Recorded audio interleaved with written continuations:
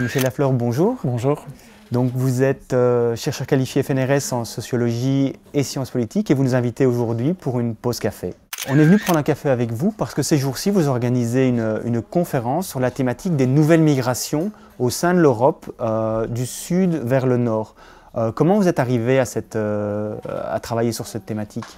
Eh bien, avec la crise économique, on a constaté que de nouvelles routes migratoires s'étaient réouvertes, à savoir que des migrants issus du sud de l'Europe, d'Espagne, d'Italie, du Portugal, de Grèce, recommençaient à venir en Belgique. Je dis bien recommencer parce qu'évidemment, les migrations du sud de l'Europe vers la Belgique ne sont pas neuves. On en a connu essentiellement au lendemain de la Seconde Guerre mondiale.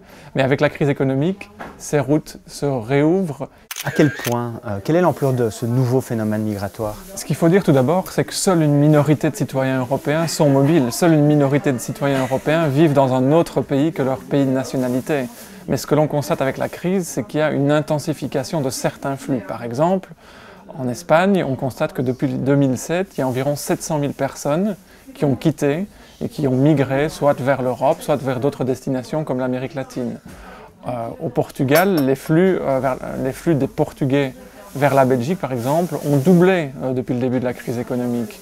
Même chose pour la Grèce, par exemple. Donc le phénomène de migration du sud vers le nord de l'Europe s'est intensifié avec la crise. Et qui migre en fait? Quel est le profil des citoyens européens qui décident de migrer du sud vers le nord?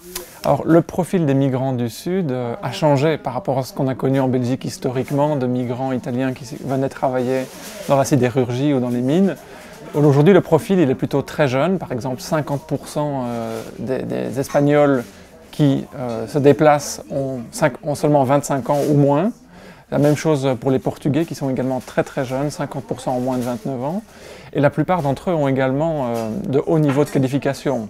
Ils sont souvent universitaires. À titre d'exemple, encore, l'Italie a perdu 400 000 diplômés universitaires en moins de 10 ans. Donc on a affaire à une migration, une mobilité de personnes relativement qualifiées.